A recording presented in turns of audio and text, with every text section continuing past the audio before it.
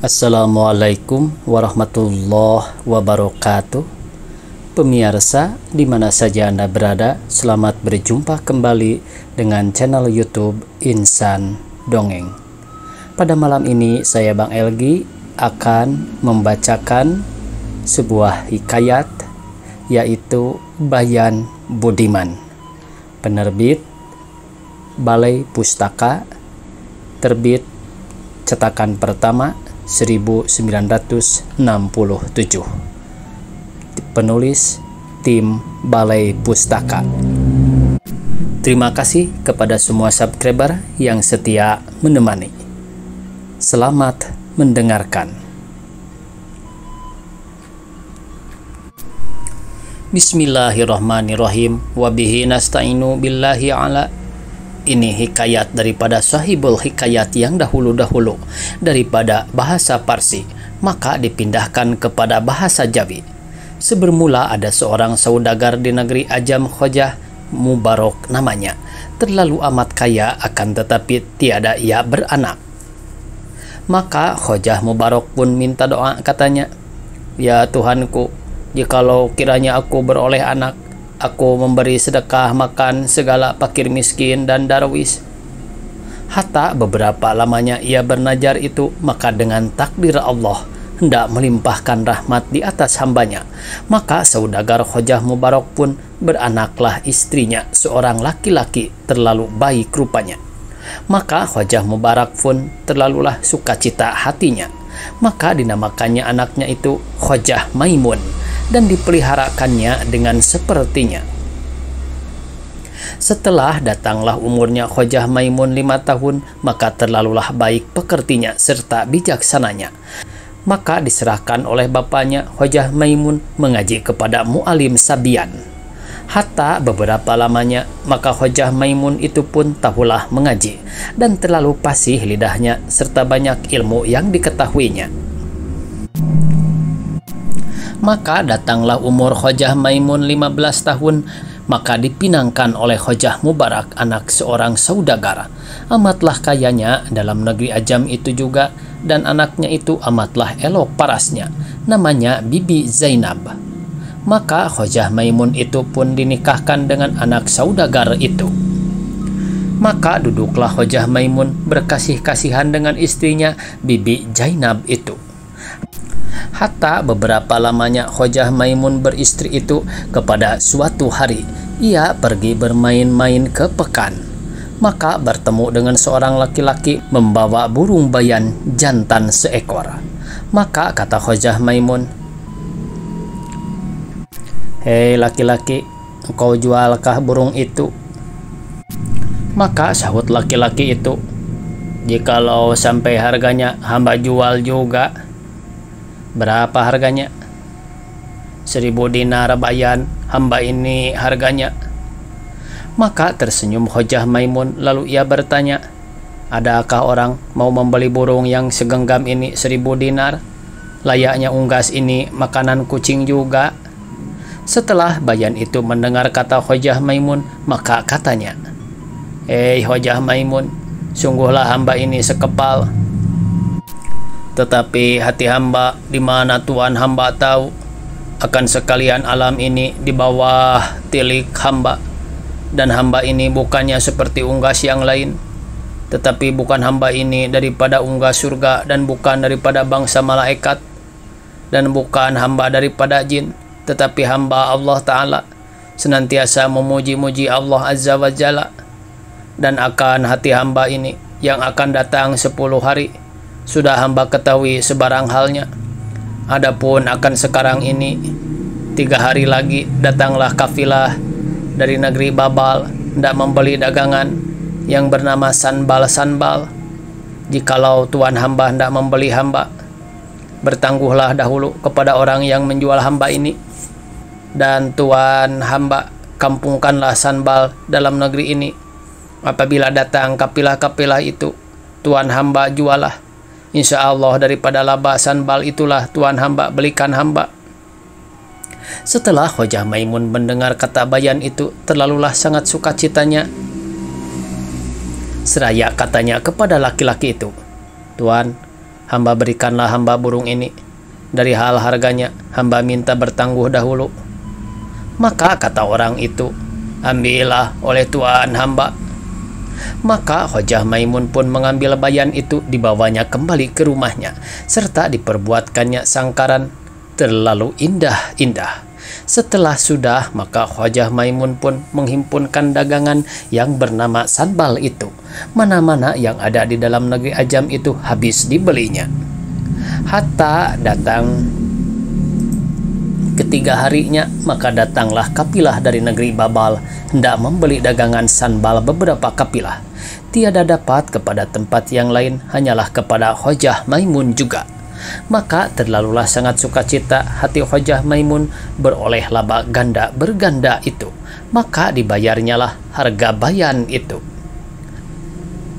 Kemudian beberapa lamanya di antara itu, kepada suatu hari Hojah Maimun berjalan di pekan. Maka ia bertemu pula orang berjual burung tiung betina seekor. Maka dibelinya oleh Hojah Maimun, lalu dibawanya pulang ke rumahnya. Ditaruhkannya hampir sangkaran bayan itu juga. Alkisah maka diceritakan oleh orang yang mempunyai cerita ini. Adapun Hojah Maimun, selama ia beroleh 2 ekor unggas itu, mereka sehari-hari tiada kali emas datang bertimbun-timbun seperti bukit. Maka akan Hojah Maimun itu sehari-hari ia mendengarkan hikayat daripada kedua ekor burung itu. Berbagai-bagai yang ajaib dihikayatkannya. Sekali peristiwa pada suatu hari Hojah Maimun itu duduk berkata-kata dengan 2 ekor unggas itu akan perihal ihwal manfaat perniagaan di laut. Maka Hojah Maimun pun beralihlah rasa hatinya. Pada ketika itu juga ia hendak pergi berlayar. Maka ia pun pergilah mendapatkan istrinya, seraya katanya, "Hei kekasihku, ketahui olehmu, bukankah manusia itu selama-lamanya tiada dapat, tiada akan berpindah juga, dan tiada kekal kepada suatu masa? Karena segala hartanya yang dihimpunkannya itu, semuanya, jika tiada dicari tambahannya, niscaya berkuranglah juga adanya. Bermula segala orang yang tiada berdirham, tiada manfaat hajatnya, karena dirham itu menanggung sukaan pekerjaannya. Sekarang hamba dengar perniagaan laut itu terlalu besar labanya daripada perniagaan di darat. Berilah izin akan daku olehmu, supaya aku pergi berlayar." Benar, semata seperti kata tuan hamba itu. Tetapi sungguh pun perniagaan di laut itu sangat besar labanya. Bahayanya pun amat besar. Tiada seharusnya tuan hamba pergi, karena harta dunia ini, nyawa yang mulia terserling ke dalamnya. Karena dirham itu kongkong segala yang bebal. Adalah ia seumpama air yang manis, makin diminum bertambah dahaga olehnya. Syahdan warnanya pun kuning seperti muka orang durjana. Tetapi jikalau tuan hamba hendak berlayar, seyogianya hamba dibawa oleh tuan hamba. Karena kami perempuan ini seperti umpama kaus. Jika tinggal kaus itu, niscaya binasalah kaki. Hei nyawaku dan buah hatiku dan cahaya mataku, amat benarlah kata tuan hamba itu. Tetapi akan hal kita manusia hidup di dalam dunia ini, jikalau tiada emas, barang suatu pekerjaan tiadalah hasil.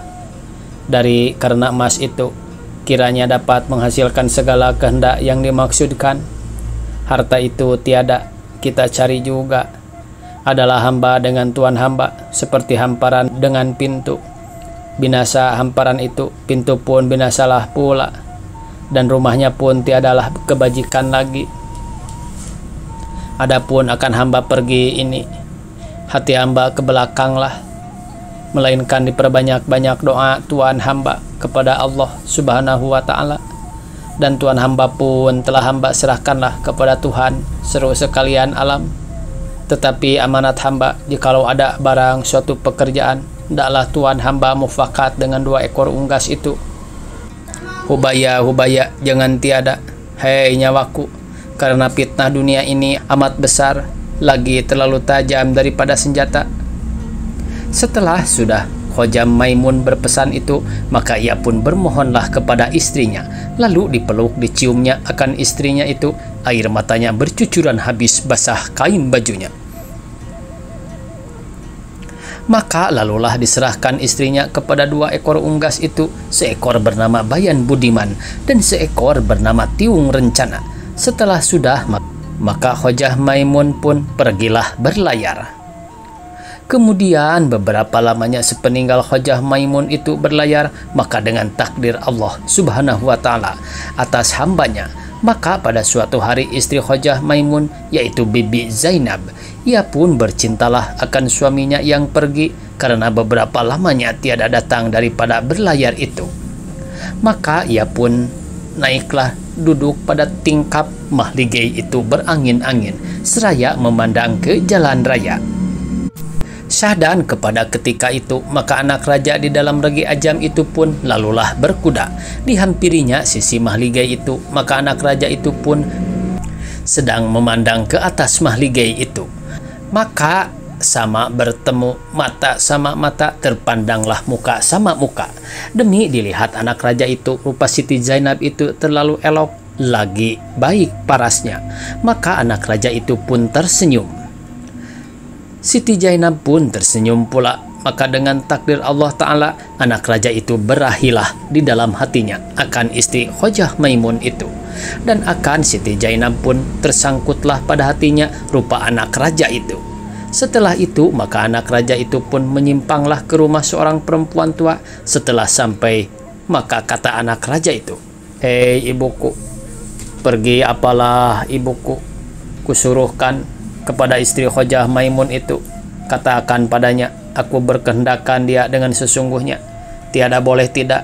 Bagaimana juga daya upaya ibukulah akan meluluskan maksudku itu." Setelah didengar oleh orang tua itu demikian kata anak raja itu, maka orang tua itu pun dengan segeralah ia pergi mendapatkan istri Khojah Maimun itu. Setelah ia sampai kepada Bibi Zainab, maka dikabarkannya segala pesan perkataan anak raja itu. Semuanya habis disampaikan orang tua itu, serta lagi dengan beberapa pantun seloka madah dan syair akan memberi gairah dan berahinya, dengan pujuk yang lemah lembut, serta dengan manis mukanya meletakkan segala perkataan itu yang memberi asyik berahi hati Bibi Zainab itu. Setelah didengar oleh Bibi Zainab akan segala perkataan orang tua itu, maka hatinya pun terikatlah akan anak raja itu, dan api yang bernama asyik itu pun bernyalalah di dalam dadanya. Maka Siti Zainab pun berkehendaklah akan anak raja itu, seraya katanya, "Hei ibuku, pergilah katakan kepada anak raja itu bahwa sekarang lagi siang hari. Kalau dilihat orang banyak, maka malam sekaranglah hamba pergi menghadap anak raja itu. Tetapi jangan ibuku katakan kepada seorang jua pun rahasia ini." Setelah orang tua itu mendengar kata istri Khojah Maimun demikian itu, maka ia pun segeralah kembali menghadap anak raja itu dengan sukacitanya. Sebermula maka tersebutlah perkataan istri Khojah Maimun itu setelah hari malam. Maka ia pun memakailah pakaian yang amat indah-indah serta memakai bau-bauan yang amat harum baunya. Akan ia hendak pergi mendapatkan anak raja itu. Setelah sudah, lalu ia pun turunlah keluar hendak berjalan, maka ia pun teringatlah akan pesan suaminya itu. Lalu ia pergi kepada burung tiung itu seraya katanya, "Hei tiung, beri apalah kira bicaramu bahwa aku sangat berahi akan anak raja itu. Karena itulah aku hendak mendapatkan dia pada malam ini." Maka diceritakannya lah perihal berahinya itu.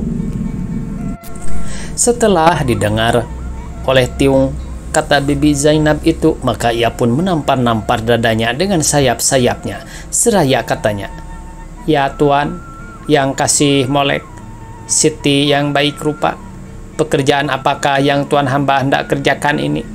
Tiadakah tuan takut akan Allah Subhanahu wa Ta'ala? Dan tiadakah malu akan Nabi Muhammad?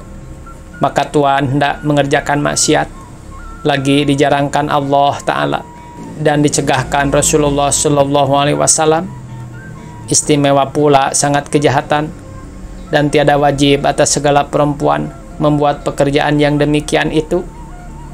Tiadakah Tuhan mendengar di dalam Quran dan kitab hadis Nabi, maka barang siapa perempuan yang menduakan suaminya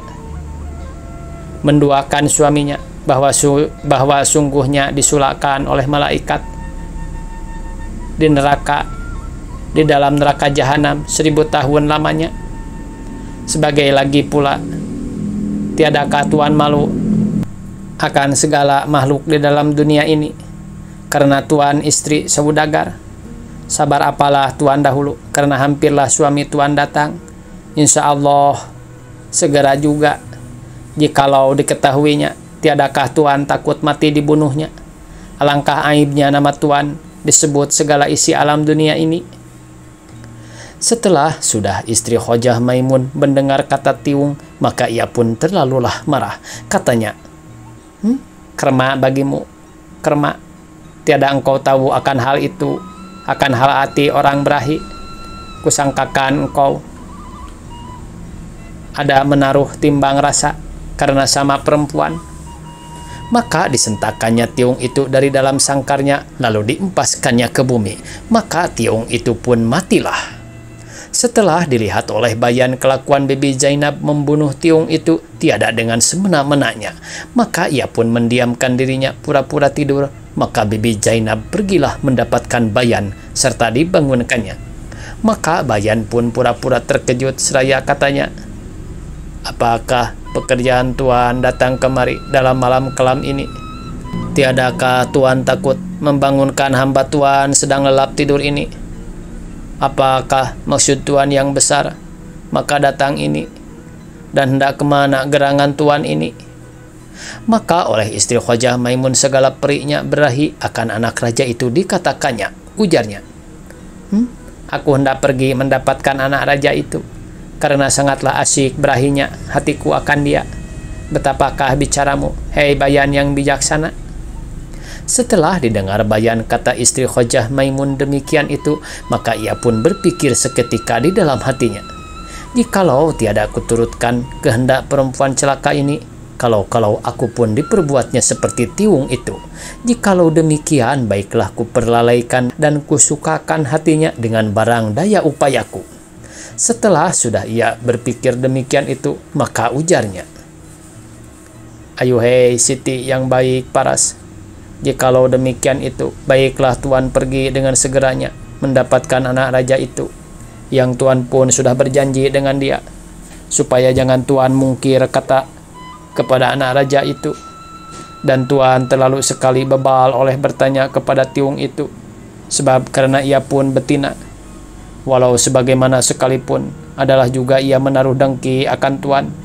Semoga-moganya belum terlanjur pekerjaan Tuan itu. Jikalau sudah terlanjur, niscaya binasalah Tuan, maka ialah kelak akan memberitahu kepada suami Tuan. Adapun hamba ini haraplah Tuan, jikalau jahat sekalipun pekerjaan Tuan, insya Allah di atas kepala hambalah menanggungnya. Jika datang suami Tuan pun tiada mengapa, daripada hamba ini pun tidak berbuat dan berbuat muka kepada suami Tuan itu. Baiklah Tuan, segera pergi. Kalau lamalah anak raja itu menantikan Tuan, karena ia hendak bertemu dengan Tuan, apalah dicari oleh segala manusia di dalam dunia ini, melainkan martabat, kebesaran, dan kekayaan. Adakah yang lebih daripada martabat anak raja? Tetapi dengan ikhtiar juga, maka sempurnalah adanya. Adapun akan hamba, Tuan ini adalah seperti hikayat seekor unggas Bayan yang dicabut bulunya oleh tuannya, seorang istri saudagar. Demikianlah adanya. Waktunya habis pemirsa. Dicukupkan dulu sekian cerita hikayat Bayan Budiman. Semoga esok kita bisa berjumpa kembali. Billahi taufiq wal hidayah. Wassalamualaikum warahmatullahi wabarakatuh.